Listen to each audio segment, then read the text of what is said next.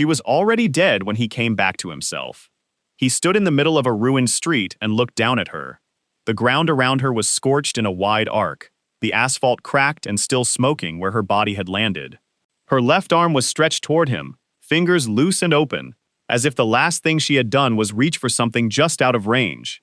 He understood without examining the thought too carefully that it had been him she was reaching for. That knowledge sat in his chest and did not move. His left arm was not his left arm anymore. From the elbow down, the skin had been replaced by something darker and wrong. The muscle thickened, the fingers longer than they should have been, ending in curved points still wet with what he refused to look at directly. He did not remember the moment it happened. That was the worst of it. No specific instant, no clear line he had crossed. One moment she had been calling his name, her voice still steady even as electricity arced wild from her own body. The next moment, she was on the ground. Whatever had occupied the space between those two moments was simply gone, swallowed by the thing his genes could make him, when nothing held them back. Around the ruined block, sound built from the dark spaces between collapsed buildings. Low and rhythmic, the calls of rank 1 monsters pushing out of cover. Then slower sounds behind those, heavier, belonging to things with more mass and more appetite. The colony was assembling. He fought the way something mostly monster fights. No plan, no restraint, forward pressure, and raw strength, and the complete absence of anything human in his movements.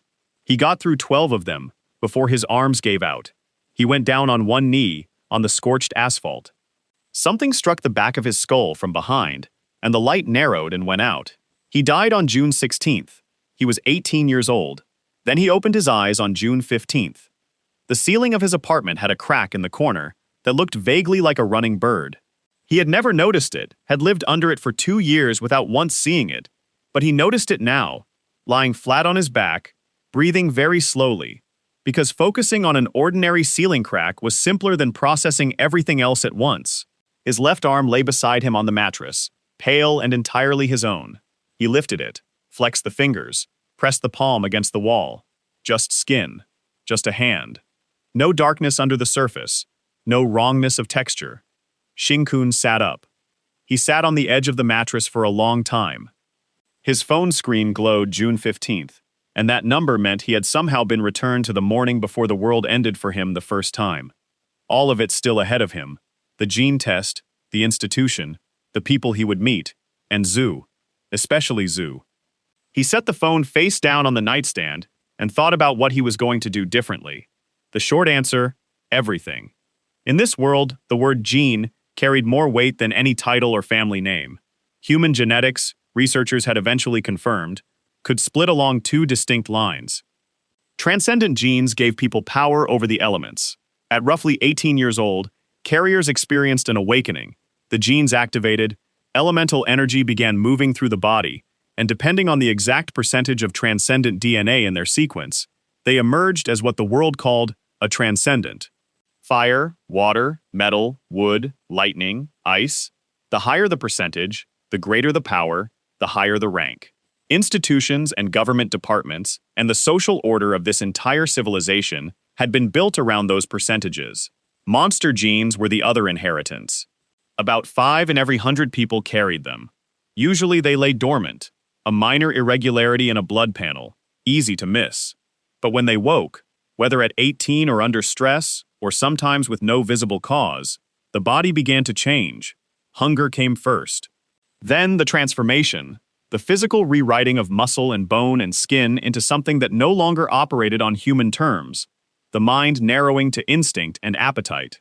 Society's response was systematic. Carriers were tracked, monitored, and those who awakened uncontrolled were detained by the extermination department. Jing-kun had both sets of genes. His transcendent expression measured at 1%, barely a trace, a single thin thread of elemental potential in a sequence that was otherwise something else entirely. His monster genes were the dominant architecture, accounting for the rest of him in a way that testing equipment coded as a secondary anomaly and filed without flag. The world's classification system, when it looked at him, saw a 1% transcendent, barely functional, probably harmless. What the system could not account for was that his monster genes gave him fire, metal, absorption, transformation, and raw power that scaled with every enemy he could overpower and take.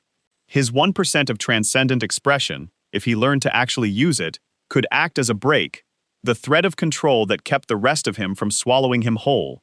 In his first time through, he had never learned that. He had died not knowing what that 1% could do. He was not going to repeat that particular mistake. The first knock came at 7 in the morning. He was at the kitchen counter, eating a piece of bread, still organizing his thoughts into some kind of order, when someone knocked hard enough to rattle the doorframe. The answer was obvious to him before he crossed the apartment. In his previous life, he had maintained 3 overlapping casual relationships, if relationships was even the right word, with girls who had lived in his building or nearby, and he had let all 3 of them drift along because he had preferred not to have the conversations that would have ended them. None of those girls deserved that. He opened the door and said what needed saying, clearly, without excessive apology, without leaving room for interpretation. 3 conversations across 40 minutes, each briefer than the last as he got more efficient. The third girl threw a paper bag at him on her way out. He caught it, still warm from a nearby bakery, thanked her for the thought, and put it in the refrigerator. Then he stood in his kitchen, ate his bread, and thought about Zhu. The explosion reached him as sound before it reached him as anything else. A deep percussive crack from the east, the kind of sound that came from structural failure rather than a dropped object. He was at the window before the echo finished. Smoke was rising 3 blocks away, from the direction of Zhu's apartment building. He ran. The building was 6 stories of aging concrete, 4 units per floor, ordinary in every way except that its upper 2 floors were partially destroyed when he arrived. A section of the east wall had blown outward in large pieces. Broken furniture and insulation lay scattered across the street below. 30 or 40 people had gathered on the sidewalk, keeping a distance that made sense, given the discharge of electricity still visible through the shattered upper windows. He went inside. The stairwell was intact. On the 4th floor, 2 people were unconscious in the corridor. He stopped long enough to confirm pulses, then kept moving. 5th floor, the hallway smelled like ozone and scorched plastic, and the door at the far end had been blown entirely from its frame, lying flat across the room beyond. Zhu sat in the center of the wreckage with her knees pulled up to her chest and her arms wrapped around herself. The effort made no difference because the electricity was radiating from her, not toward her. It ran in arcs from her shoulders and the crown of her head, jumping to the metal window frame, to exposed rebar in the damaged wall, earthing itself wherever a path existed. The discharge was irregular. It pulsed, spiked, settled briefly, then spiked again, keeping rough time with something like her breathing. Her eyes were open and not seeing anything in front of her. A small orange cat sat in the ruined doorway behind him, watching with an air of complete detachment. He crouched down a few feet from her and started talking. He kept his voice unhurried and said ordinary things. He mentioned the cat, noted out loud that it had apparently survived and showed no signs of being traumatized, which under the circumstances he found impressive. He mentioned the restaurant on the building's ground floor that she had recommended to him at least twice, and he had never actually gone to, and whether they should go before anything else structurally significant happened to this block. Short sentences, level tone, no urgency in any of it. While he talked, he pressed his left palm flat against the floor and pushed outward a slow, steady dampening pulse. The one technique he had spent weeks quietly practicing, the only thing he had reliably worked out how to do with his 1% transcendent expression. It created interference, disrupted the untethered surge of uncontrolled elemental energy in proximity to him. The arcs from her shoulders shortened, grew less frequent, became isolated sparks, then stopped. She came back to herself gradually, the way someone wakes from a dream that had weight. When she fully registered his face, her own face did several things quickly: relief, confusion, something like shame, and she covered all of them by pressing her forehead down to her knees. He waited. After a moment, she asked how long she had been like that. He said he wasn't certain. She looked up at the scorched walls, the blown-out window, the piece of rebar that had been bent by a discharge into a rough curve, and she swallowed hard. He told her the cat was fine. That seemed to matter more than anything else he had said. She looked at the cat. The cat looked back at her with professional calm. She breathed out very slowly, and some of the tension left her shoulders. The extermination department arrived 20 minutes later with sirens and vans, and the 2 of them were separated immediately. Standard procedure after an uncontrolled awakening. Assessment room. Sensors applied to arms and temples. Gene expression measured and printed. The technician who handled Jing-kun worked quickly, asked him nothing, handed him a slip of paper, 1% transcendent gene expression. She moved on without comment. He folded the slip and put it in his jacket pocket. From the next room, voices were building. He heard it gradually, a technician calling for a supervisor, the supervisor asking for the equipment to be recalibrated, then confirmation that the reading was correct, then someone else repeating the number as if their mouth had trouble forming it. 95%. The highest transcendent expression ever measured in a human being. He stood in the corridor outside and listened to all of it, and said nothing. When they released Zhu, she came straight to him. She found him the way she always did. Some compass she had in his direction that he had never questioned. She asked what his number was. He said 1%. She looked at his face, then at the folded paper in his hand, then back at his face. Something moved behind her eyes, an instinct toward guilt, or toward sorrow, that she was working to contain. She was 95%. He was 1. Standing beside each other in a fluorescent hallway with government forms in their hands, the gap between those numbers was wide enough to be embarrassing. He told her not to think about it. She said she wasn't thinking about it. He said good. Neither of them said anything else on the walk home, but she walked close enough that their shoulders touched twice, and she didn't move away either time. The rejection letter arrived 3 days later. 1 paragraph, institutional seal, impersonal. Given his transcendent gene expression of 1%, he was not a viable candidate for the Nuanu institution. He set the letter on his kitchen table. He pulled up the institution's published admission policy on his phone. The policy stated, in clear language, that any person with measurable transcendent gene expression was entitled to apply and be evaluated. Any measurable amount. He read it twice. Then he put on his shoes and went to the institution's administrative office. The day that followed was a systematic exercise in being redirected. He was told the director was unavailable.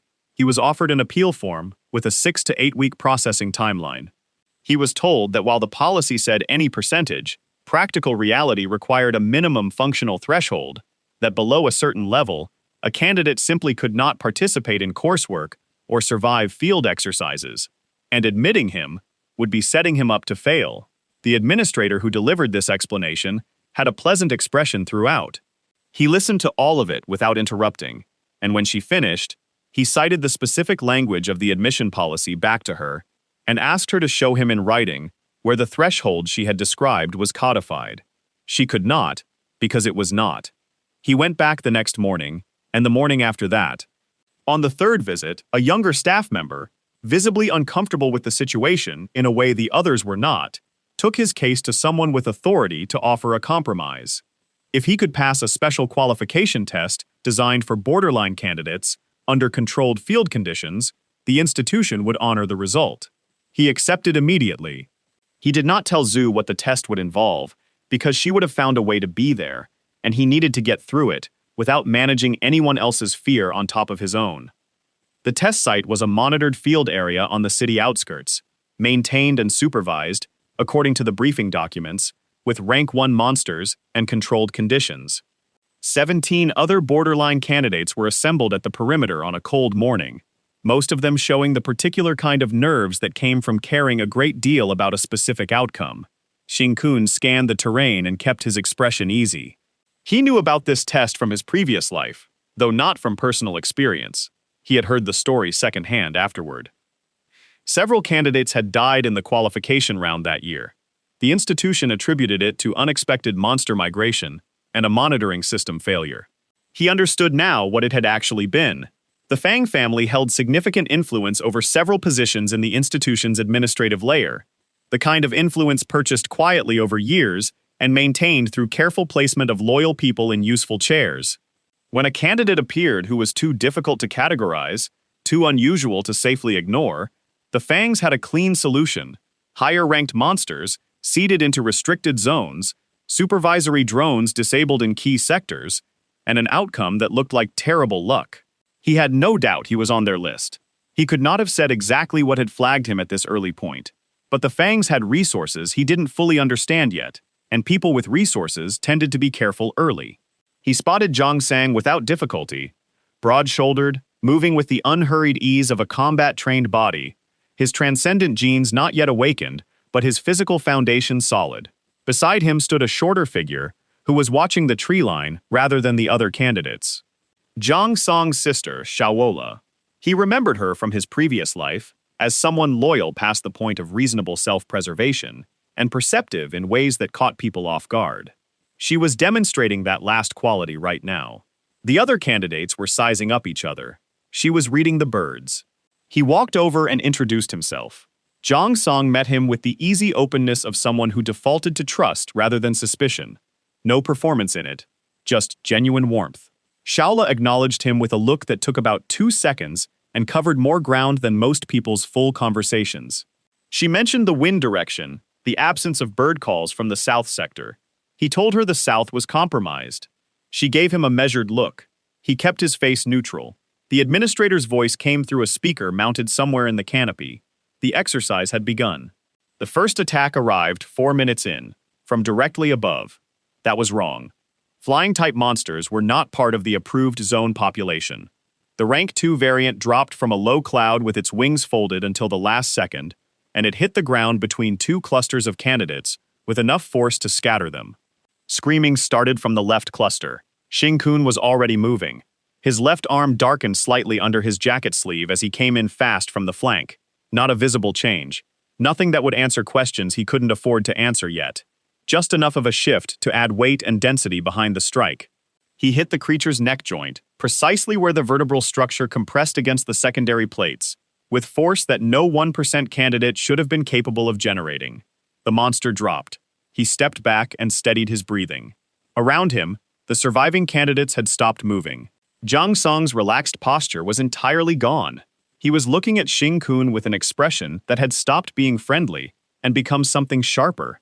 The expression of someone who was revising a calculation in real time. From the southern tree line, 2 things moved. Heavy things. From the north, something else began pushing through the undergrowth. Lower to the ground, making less noise, which was worse. The zone was compromised on multiple vectors, which meant this was not a seeded accident or a single misjudged patrol. This was planned. He looked at Shaola. She was already looking at him. North, he said. Together. Move. He didn't wait to see if they'd follow. He moved north. And behind him, after only a moment's pause, they did. They moved north through terrain that thinned as it rose, the tree spacing widening enough to give them sightlines. That was worth the loss of cover. He set the pace and kept it steady enough to outrun what was massing in the south without burning out whoever might need to fight in the next 5 minutes. The first rank 1 came from the left, low to the ground, 4-limbed, a body type that hunted by scent and attacked laterally. He let it close to 6 feet, met it with a sharp strike using the back of his left forearm, caught the skull at the angle he wanted, and put it down with his body's natural weight distribution doing most of the work. He used no visible power. He kept walking. Zhang Sang was watching him from 2 steps behind. He said nothing. 3 more came in the following minutes, spread apart rather than grouped, which was wrong. Rank 1 monsters shouldn't coordinate. They hunted alone or in loose proximity, not in patterns that cut off angles. Either a higher-ranked leader was somewhere nearby setting the colony's behavior, or the zone had been seeded with variants specifically chosen for that trait. Neither possibility was accidental. Shaola had picked up a metal rod from the wreckage of a toppled monitoring station they passed, probably part of a camera arm, bent at one end. She used it precisely, going for joints and the spaces between plates rather than trying to hit through armored sections. She was working entirely on instinct and whatever she had trained before awakening any transcendent ability, and she was effective. He noted it without comment. The 4th member of their loose group was a boy named Chow, water-type expression, rough control, clearly more frightened than he was letting on, but keeping his feet moving. He was useful enough to take along. He angled northeast. The token cache for this sector was out there somewhere, bolted to a wide tree, locked by individual gene scan. He had pieced together enough of the standard test zone template from what he knew of the institution's field exercise protocols. They would reach it. The question was what met them on the way. The rank 2 hit from the right and it went for Shaola. Not for him. Not for Zhang Zhang, who was the most physically imposing of the group. It went for Shaola, which meant something had given it targeting information rather than letting it hunt on appetite. Rank 2 monsters didn't pick the smallest available target on instinct alone. He processed that in the fraction of a second before he moved. He got between her and the impact, took the creature's leading strike across his left forearm, and felt the force travel all the way to his shoulder.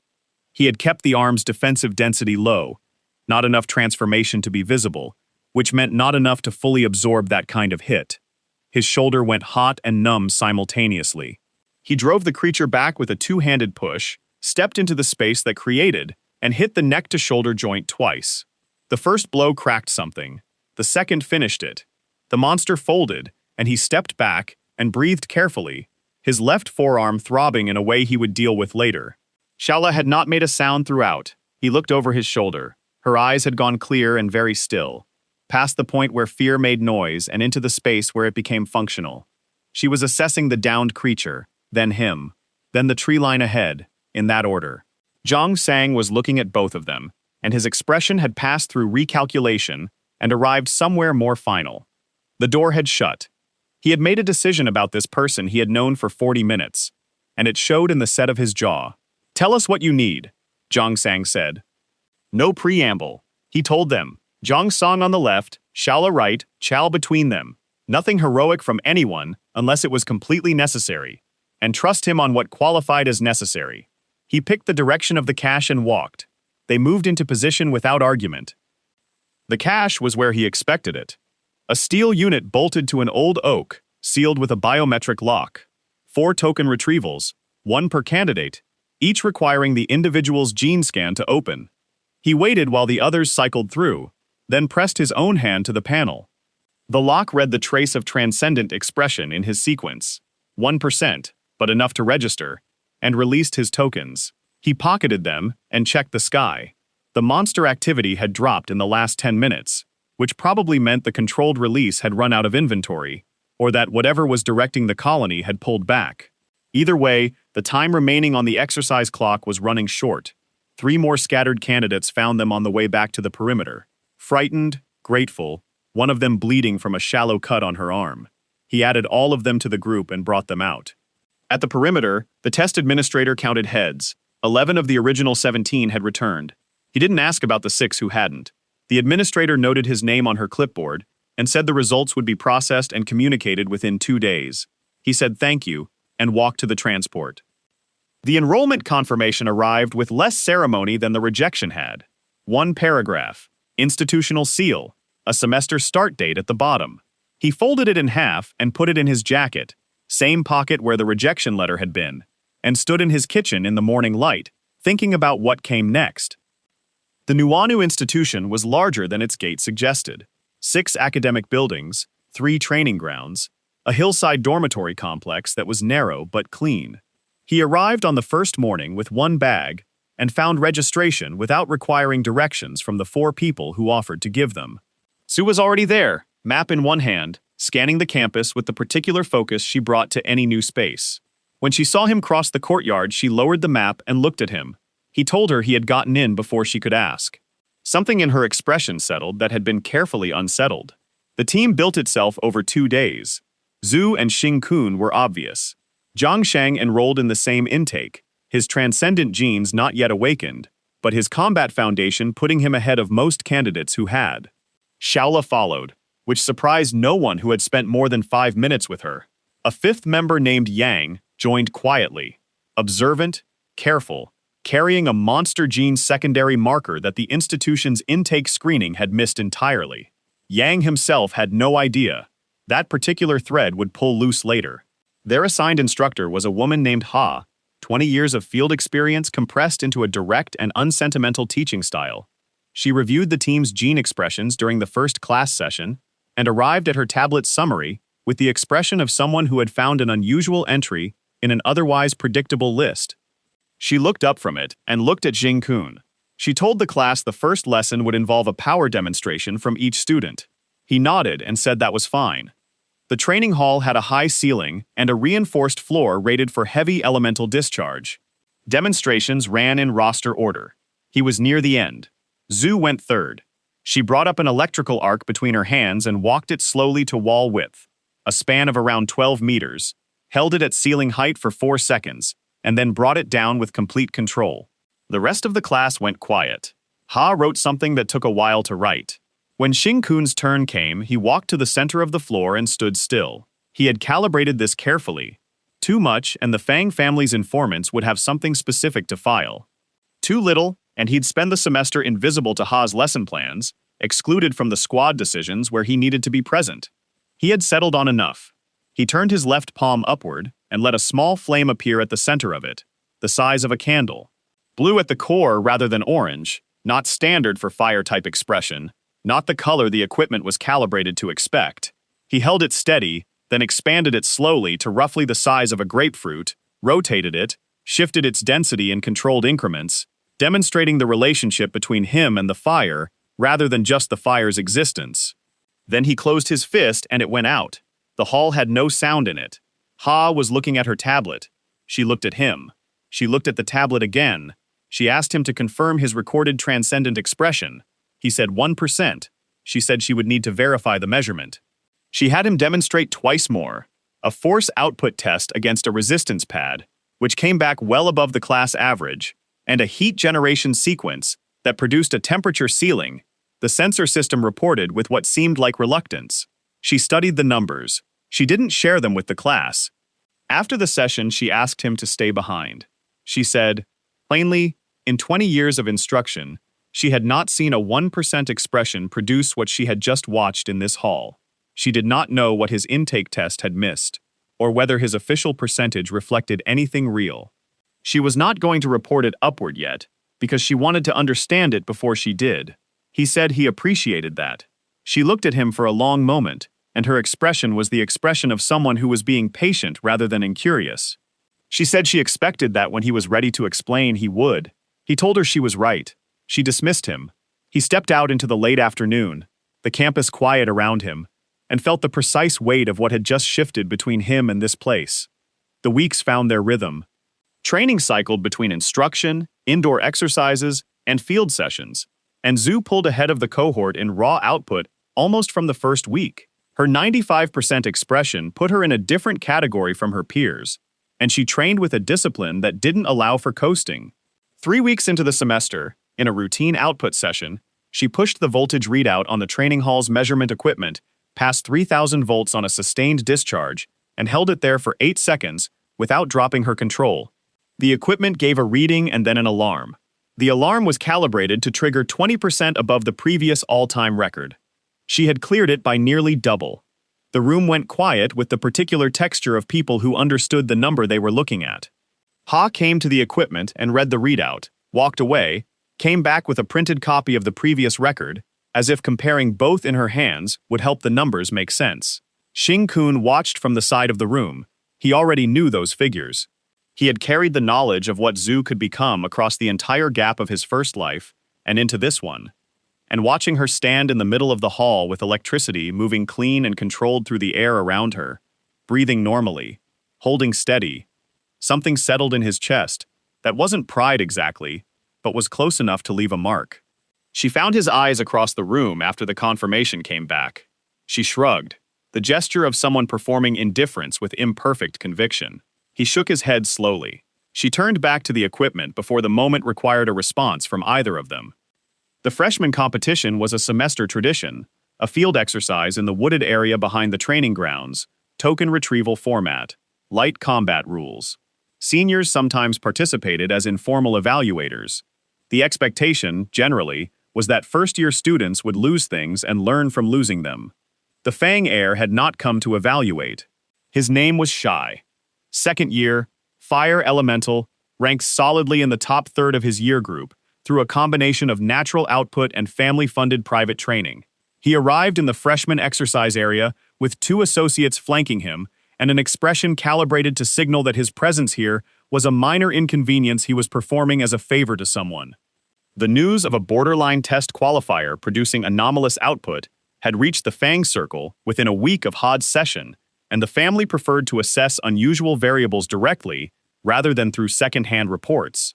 Xing-kun saw him across the tree line before any direct encounter and took note. He remembered Shy from his previous life. Not this version, the later one. The version that had made choices that could not be unmade and had convinced itself those choices were righteous. Watching him now, younger, still fundamentally recognizable as the thing he was becoming, produced an odd flatness in him that was not quite sympathy and not quite contempt. His team worked efficiently through the morning. Zhu handled most direct confrontations with the other students, controlled discharges that drained an opponent's willingness to continue without causing real damage, efficient and precise. Zhang Sang's transcendent expression had partially awakened by this point, a force amplification type, no element generated, but his existing physical output multiplied by a factor that put him in an entirely different tier from where he'd started. He was making excellent use of it. Shaola positioned the two of them without being asked, her read of the field consistently ahead of what anyone had explicitly communicated. They had collected all their tokens and most of a rival group's within the first hour, which was not what the competition format was designed for. Shai found them in the second hour. He came through the trees deliberately, his two associates spread to either side, and moved with the confidence of someone who had already decided the outcome from a distance, and was now arriving to formalize it. He looked at Xing the way you looked at a piece of data that didn't fit the model and needed to be correctly classified before it caused confusion elsewhere. He said he had heard about the class demonstration. He said that his family had an interest in understanding unusual genetics, and that a 1% candidate performing at the described level warranted a direct look. Xing said that was interesting. Shai's output was strong, third-year equivalent expression in a second-year body, the gap between natural and trained visible in the way his flames moved. Precise, layered, the product of real hours spent learning his own ability rather than just the raw percentage doing the work. When the fight started, it started fast. A 3-vector flame burst, designed to cut off lateral movement, clean and thought out. He was genuinely good. That was worth acknowledging in the privacy of his own head. The problem, from Shai's position, was that Xing had spent his first life dying from what happened when he used too little of what he actually was, and he was not inclined to repeat that outcome now. He moved through the flame vectors using angles and footwork, nothing powered, no arm transformation, nothing visible, and came close enough to land a single open palm strike to Shai's shoulder that put him back a full step. Controlled output, not his ceiling, enough. Shai found his footing and looked at him with an expression that had changed character entirely. One of the associates moved from the left flank. Zhu got there first, an arc that grounded through the associate's weapon rather than his body, delivering enough impact to put him on one knee and remove his interest in continuing. The second associate looked at Zhang Sang, who was watching him with pleasant attention, and kept still. Shai said nothing. He looked at Xing for a moment, with the expression of someone revising a mental file he had not expected to revise. Then he withdrew, cleanly, his associates falling in behind him. Xiaolola watched them disappear into the trees. She asked quietly whether that family connection was going to become a problem. He said it probably would. He said that was fine.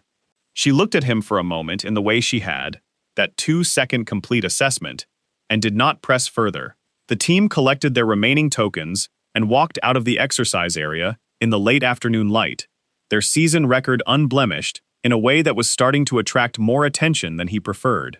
The operation ran out of a transit hub on the city's south industrial margin, 3 connected warehouses behind a licensed cargo logistics business, clean on the outside, documented on the outside, the kind of front that survived city inspections because the inspectors who should have flagged it had already been paid not to.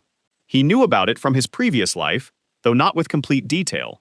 What he remembered was the shape, a network that collected people with monster gene secondary markers, moved them before awakening occurred, and delivered them to facilities the Fang family funded at arm's length. The Redemption Association, they called themselves. The name implied charity. He went on a Thursday night, which was the transit window his memory flagged as active. The South Industrial District had the specific quiet of neighborhoods that process things after dark. Trucks on schedule, workers in contained clusters, no pedestrian life. He positioned himself on the fire escape of a storage building across the street and waited. The man called Falcon arrived at 10:15 in a gray van.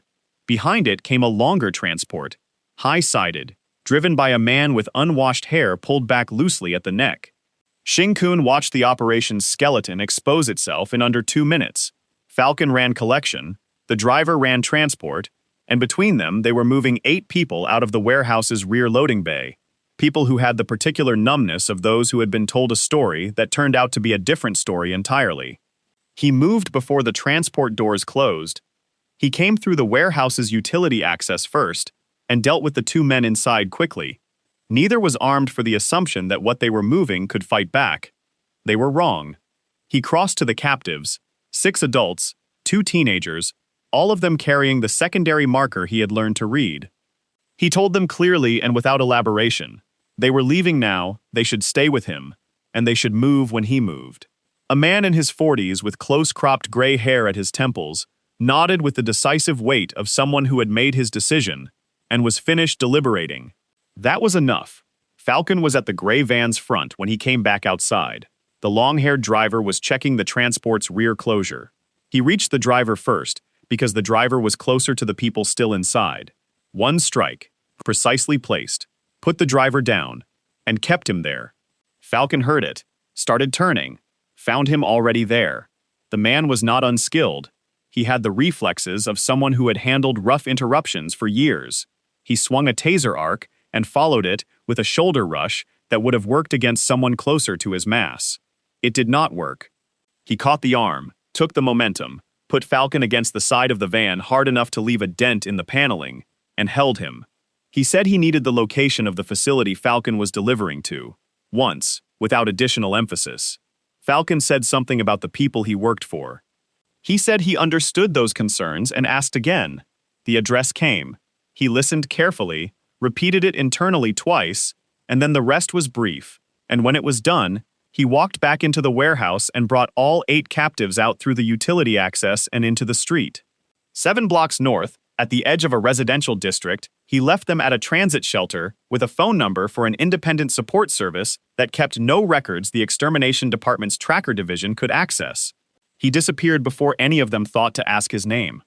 The address Falcon had given him was east of the city, past the 3rd Ring Road, in a stretch of disused manufacturing land where large structures could sit unvisited for months. He went the following night.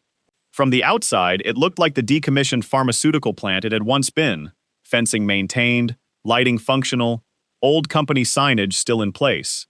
What gave it away was the power draw. 3 separate generator units on the building's east side, far more than any empty structure required. Whatever ran inside needed sustained electricity, and a lot of it. He dismantled 2 industrial locks on the east ventilation access and went in. The corridor on the other side smelled of antiseptic and something biological, and underneath both of those, something that had no clean equivalent in any ordinary environment. Guards occupied the corridors between entry and the primary research level, 4 of them, positioned at intervals that assumed nobody would get through the outer entry quietly. He handled each one individually, patient with timing, and reached the research level 2 floors below ground without triggering any centralized alarm. What they were doing was filed in labeled binders beside the primary workstation, organized by subject number. They were studying the interaction between monster gene expression and transcendent gene suppressors, trying to push carriers into accelerated awakening under controlled conditions. The subjects were the people Falcon had been delivering. He stood at the workstation and read until he had the shape of it, then went to the next room. The next room was where the name appeared, the Eternal Flame. An entire wall of mounted documents, not the clinical filing of the outer room, but something denser, older, annotated across at least 3 distinct handwriting styles that told him this project had been running far longer than this facility. He read quickly. The Eternal Flame was not a code name or a symbol. It was an entity, something ancient, something that preceded the current gene classification era, something the Fang family had been studying and attempting to access for decades. A monster organism of unusual age and compounded ability, currently located at a site the notes called the Origin Point. What it could do was described in language that grew less precise and more devoted as the annotations progressed, as if whoever had written the later entries had stopped thinking like a researcher at some point. He photographed the most relevant documents, pocketed his phone, and moved to leave. Kim Ki-chan came from the stairwell at the corridor's far end. He was wide through the chest and shoulders in the way of someone who had built that width through consistent deliberate training, and he wore a gray jacket with the Fang family insignia on the collar. That detail was not what he had expected to find this deep in the Redemption Association's structure. A family enforcer stationed at a private research facility meant either operational security had grown careless, or the research on the other side of that wall had become important enough to protect directly. Kim Ki-chan said, in the tone of someone who presumed compliance, that Xing-kun was not leaving the building. He was strong, 3-star equivalent, metal expression, his output shaped by years of fieldwork rather than academic study. The difference between trained field fighters and trained academic ones was always the same. Field fighters were economical, they had shed the excess, and Kim Ki-chan showed no waste at all. The first strike was a compressed metal spike projection aimed at Xing-kun's left shoulder. Disable, not kill, which meant he wanted something brought back intact. He moved left. The spike caught his sleeve, tore fabric, and he felt the drag of it across his forearm without fully landing. The second came faster, adjusted for the first, and hit his outer forearm hard enough that he would feel it for days. He noted the pain the way you noted weather, and kept moving. He absorbed what Kim Ki-chan was doing, not just deflecting but reading it, the rhythm between projections, a small tell in the left elbow joint that preceded each launch, 3 exchanges at 5 seconds apiece, and he had enough information. On the 4th exchange, he dropped under the projection arc and came up inside Kim Ki-chan's effective range. Metal types expected to be challenged at distance.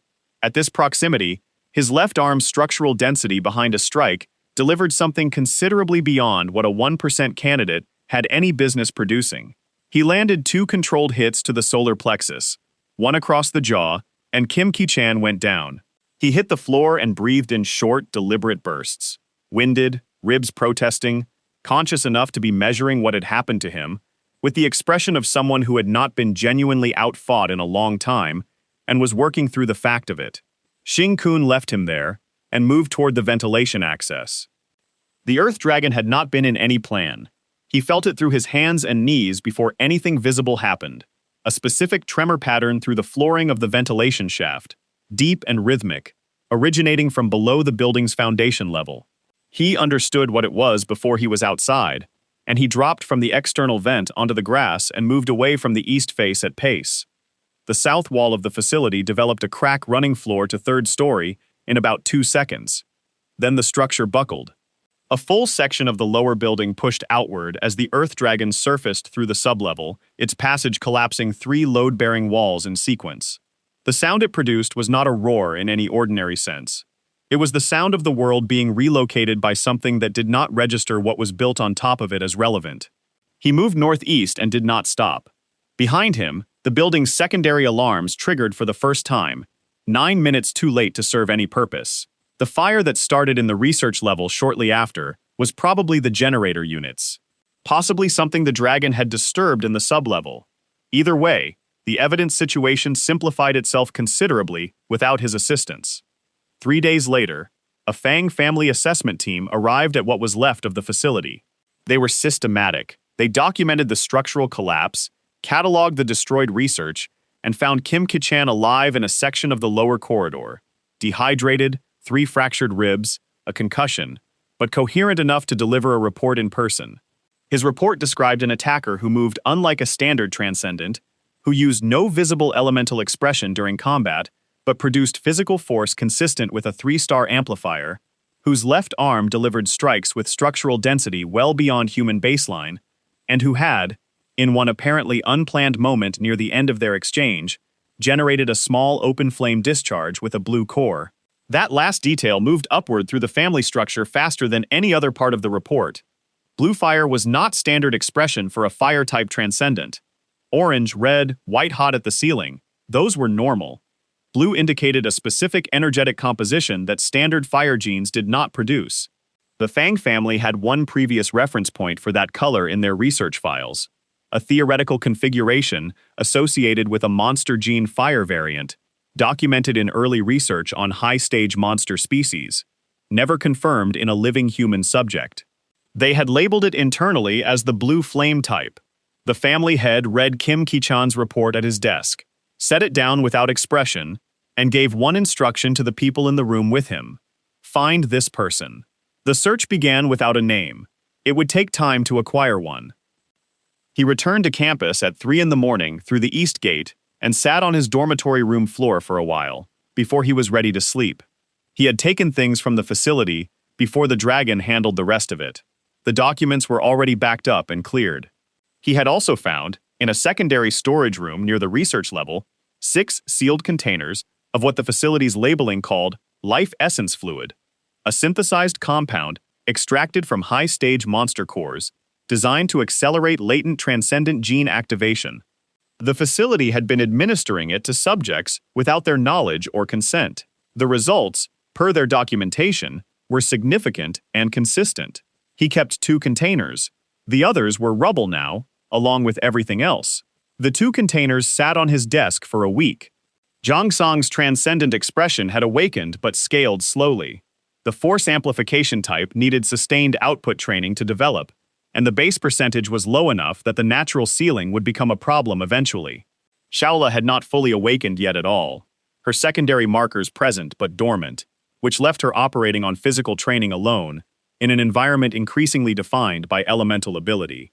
He had watched her compensate for it with positioning and timing, and had not said anything, because there was nothing useful to say. But she was working twice as hard as anyone, with an active expression, and she did not complain, and he had been thinking about those containers every time he saw her fight. On a Saturday morning when the wing was quiet, he knocked on their door. He set both containers on the small table between the 2 beds. He said he had come across something and thought it might help. Zhang Zhang looked at the containers with the expression of someone who understood that asking where they had come from was not the point of this conversation. Xiaolola looked at his face instead of the containers for a long moment, her 2-second complete assessment, and then she nodded, slow and certain, as if she had found the answer she had actually been looking for. He showed them the intake method: small injection, low volume, 1 each. He said the response would be slow, several hours before anything perceptible, and that they should sleep and contact him if anything felt wrong. Nothing felt wrong. Over the following 3 days, Shaola's secondary marker began its activation sequence. Quiet, controlled, without drama. Zhang Sang's output in their next training session registered a measurable gain, enough for Ha to write something in her notes without raising it in class. Neither of them asked him again about the containers or where he had found them. He thought that was one of the things he valued most about both of them, the quality of the trust they offered, which was unconditional without being blind. The Supernova Selection Tournament arrived at the end of semester with the particular weight of an event that had been anticipated for long enough that its actual arrival felt almost anticlimactic. Almost. The stakes were concrete. Only teams rated at 3-star equivalent or above were normally eligible to compete, which should have excluded his group entirely. Ha filed their entry herself, noting their semester performance record and citing the institution's provision for exceptional cases. The administration processed it without comment, which he suspected reflected more about Ha's standing than about their eligibility. The tournament ran in a large outdoor arena complex with a secondary field for simultaneous brackets. First-year teams were placed in the lower bracket, senior teams in the upper, with the grand prize, a set of high-grade transcendent amplification materials, rare enough to be genuinely useful rather than ceremonial, awarded to the bracket winner. The team they faced in the lower bracket's first round was a third-year group with a combined output average well above the freshman ceiling. They had prepared for a first-year opponent with the thoroughness of people who had been warned that something unusual was in the bracket, but had not recalibrated their strategy accordingly. Su walked their formation apart in 40 seconds. 3 controlled lightning arcs, each one precisely grounded through the metal buckles on their equipment belts, rather than through their bodies.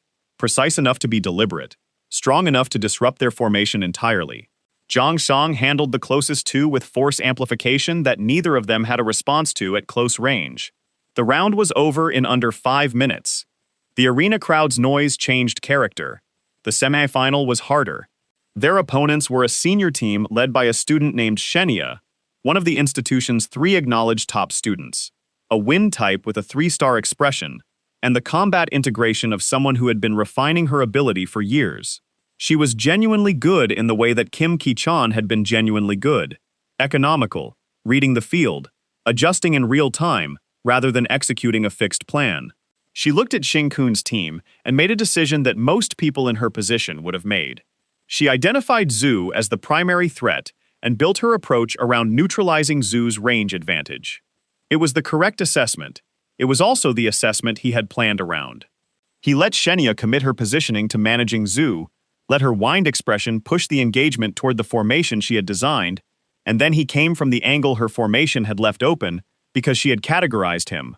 1%, borderline qualifier, the team member to manage last, and he crossed the distance between them before her response time could account for the revised threat. He hit her twice, controlled, clean, enough. She went out of bounds on the second impact. Her team held for another 90 seconds out of competitive discipline. Then they didn't. He picked up the grand prize materials from the adjudication table, with Zhu on one side of him and Zhang Sang on the other, and the arena had the texture of a crowd that was still recalculating what it had watched. From somewhere in the senior seating section, he was aware of eyes. He did not look directly. He did not need to. The eyes belonged to a woman named Linchi. She was an exterminator, field-ranked, assigned to the institution for a secondment that her superiors had framed as routine, and was routine for everyone except the person she was primarily watching. She wore plain clothes in the senior seating section, took no visible notes, and had been working the blue flame anomaly since Kim Kichan's debrief reached the department through its Fang-adjacent intelligence channel. No confirmed name yet. What she had was a combat profile, a physical description, and the blue fire detail, which was distinctive enough to narrow the search considerably. She watched the Supernova lower brackets final and noted, without expression, that the 1% borderline qualifier from Ha's intake had just put one of the institution's ranked top 3 seniors out of bounds inside 2 strikes. She made a call after the match.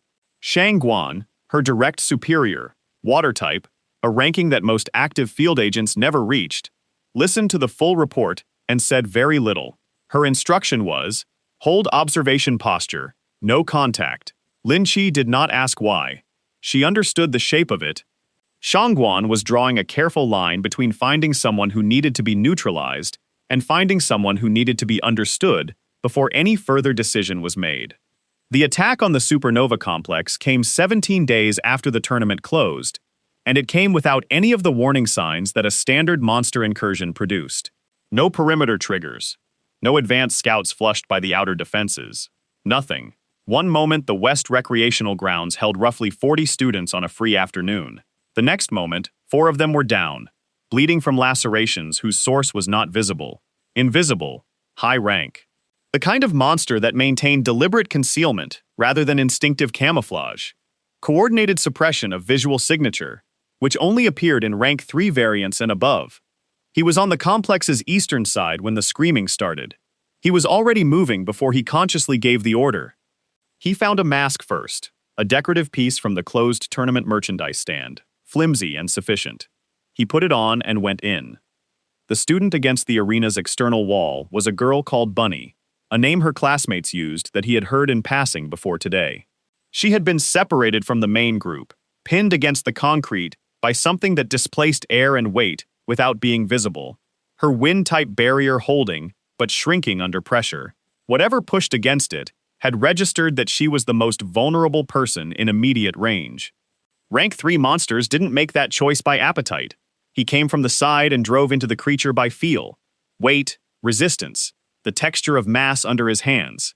He found the neck structure by pressure and position, got both hands set, and pulled until something cracked. The force on Bunny's barrier released. She slid down the wall to the ground and stared at the air where dark fluid was materializing out of nothing as it left the creature's cooling body. He didn't stay to be identified. He moved to the next cluster. 5 more of the creatures were distributed across the west grounds in a pattern that was not random. They had been placed, or directed, with awareness of the student population's natural dispersal during unstructured time. He worked through 4 of them, while keeping the arena structure between himself and the main group of watching students. The 5th was different. It was a 4th stage variant, larger, slower than the others, and producing a suppression field that radiated several meters outward. A field tuned to disrupt elemental output, which meant every transcendent who entered its radius found their ability going quiet. He felt the field settle over him as he stepped in, and his transcendent expression went still immediately. His monster genes did not go still. The suppression system was calibrated for elemental output. It had no architecture for what he was carrying in the other 99% of his genetic sequence. He felt his monster gene architecture reaching toward the fourth stage creature the way a fire reaches toward available fuel, the absorptive pull that he had learned to manage rather than suppress.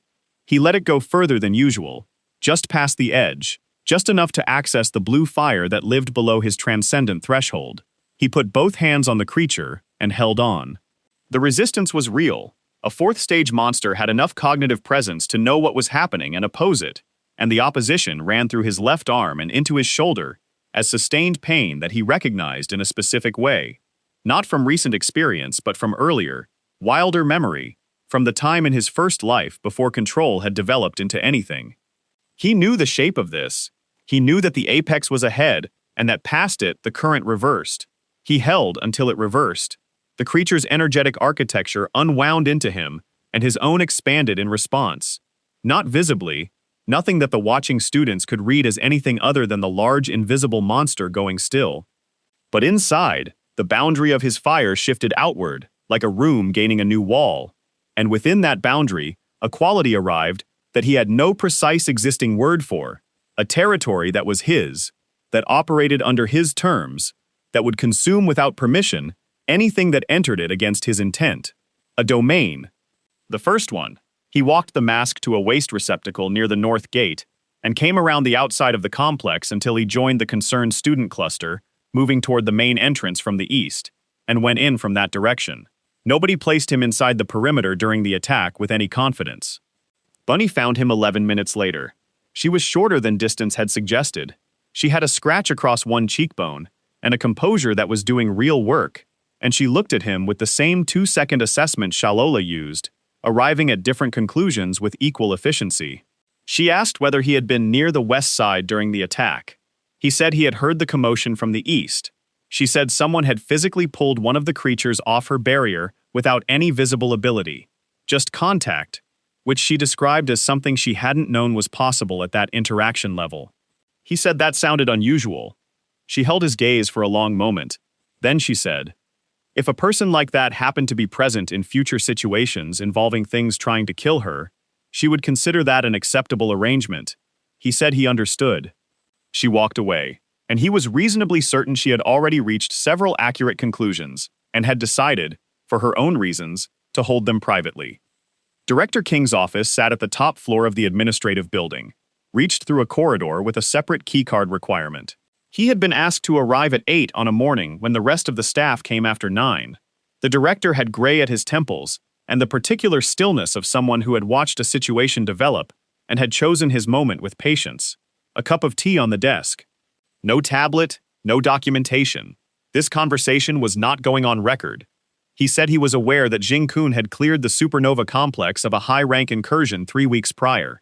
He said he was also aware of the facility on the East Ring Road, and had been for some time. Neither observation, he said, would appear in any official context. His granddaughter Gong Xiao carried a monster gene marker that made the institution's internal politics something more than professionally interesting to him. Xing Kun sat across the desk and let the director speak. The Fang Family, the director said, was looking for someone they called the Blue Flame Boy. Linchi's observation was active but non-escalating. He had spoken to Shangguan directly, and Shangguan's current position was that observation would continue without intervention. His own position was that a student who moved the way Xing Kun moved was not a problem his institution needed resolved. He asked what the director wanted in return. The director said, nothing, except that he avoid forcing Shangguan to revise her stance within the year. He said he understood. The director pushed a second cup of tea across the desk without being asked, and they sat for a while in the quiet of two people who had arrived at an arrangement that needed no further discussion to hold. Shai left campus for the first time in 6 weeks on a Tuesday, and the change in him had been building since the Supernova Tournament. It was subtle in the way that structural changes are subtle, not a visible crack, just a small, persistent misalignment that altered how everything else sat. He still used space the way the Fang Air always had, still broadcast standing and ability with ease. But underneath that now was something working at a problem it hadn't solved yet. He had lost to a 1% candidate twice and had drawn the correct connection between the tournament, the East facility, and the same set of hands, And that connection had done something to him that public composure was not quite covering. The place he went was an abandoned greenhouse complex on the city's north edge, one of the Fang family's peripheral holdings, maintained without formal employment records, converted decades ago from something ornamental into something with a different purpose. What grew on the inside floor was old and patient and not decorative. He sat in the middle of it for 2 hours. What he told himself afterward, and told his associates, and eventually his father's measured face across a desk 3 days later, was that he had made a rational evaluation. He had weighed what was needed against what was available and concluded that the structures defining this world were already failing and would fail further, and that the eternal flame's offer aligned with what he had independently concluded was correct. That the distinction between monster carriers and transcendence was a failing architecture. That real power offered freely was the correct answer. That he was the right person to carry it forward. He had found, to some quiet part of his own surprise, that this framing was not hard to inhabit. Something thin and rooted moved toward him when he stood to leave, pushing through the floor seams, unhurried. He let it approach. It did what it had been designed, by something very old and very deliberate to do. He walked out into the city with a quality inside him that had not been there on the way in, and he understood its shape as power, and he did not examine the nature of the understanding itself too closely. The hospital alert reached every student's feed at 11 on a Wednesday morning. Structural failure in the Central Medical Complex's underground care ward. Patients and staff trapped. Multiple emergency response teams active. What the alert did not say was that the ward held 41 patients with monster gene secondary markers, admitted over the past month through a Fang-funded public health initiative that had been framed as early care and intervention. He read the alert and already knew it was not a structural failure. He was dressed and at the deployment assembly point before Ha had finished the briefing. The team that went in was substantial. His squad, Zhu, 2 other field-cleared student groups, Gong Xiao, who had been in Ha's office and simply walked out alongside the deployment without asking, and Shang Guan, who arrived in an exterminator response vehicle and took field command above ground. He reached the ward's accessible entry point through the service elevator, with Jiang Sang and Xiao Le, and found what he had expected to find: the wrong damage pattern. Structural collapses had logic, consistent failure propagation, consistent debris fields, directional sense. This ward had 3 separate initiation points distributed across its floor plan in a spread that no single failure explained. Someone had planned the access routes, the debris distribution, the locations of the patients, and the communication blackout that had hit the ward's systems 30 seconds before the collapse. This had been built in advance. They had simply waited for the right ward population to assemble. He moved through the compromised corridor and started bringing people out. Rabbit was in a sealed patient room near the east end, door blocked by a fallen partition. He heard her voice before he reached her, level, directing 2 other patients through breathing control, the voice of someone who had taken an accurate measure of her situation and decided panic was an inefficient use of her time. He pulled the partition clear and opened the door. She looked at him and said she'd been wondering when that would happen. He told her to stay close.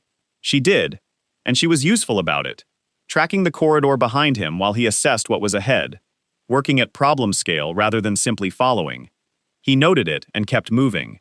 Deeper in the ward, near the secondary stairwell access, he found the trap's second layer. 3 men in extermination department response gear were moving the wrong direction, not toward trapped patients, but along the perimeter corridor, toward Shangguan's above-ground command position. Their credentials would read as clean on any access log, but one of them carried something that had no place in search and rescue operations, and the direction they were heading had no patience in it at all. He handed Rabbit to the next student he passed and went after them. He got 2 of them in the perimeter corridor. The third made it to the first landing of the stairwell before he closed the distance. He took the device from the third man's jacket when it was over. A disruption unit, concentrated, designed for close-range interference with a specific kind of high-output transcendent expression. Designed not for a monster, but for a legend-ranked water type at close range in a confined space. They had built this entire operation around getting Shangguan into a corridor with a disruption unit and 3 men with real weapons. She was the one they were trying to remove under cover of the rescue. He put the device inside his jacket and went back down. He moved 9 patients out through the service route across the next hour, working alongside Zhang Shang and Xiaola and coordinating quietly with Gong Xiao's group through the parallel corridor.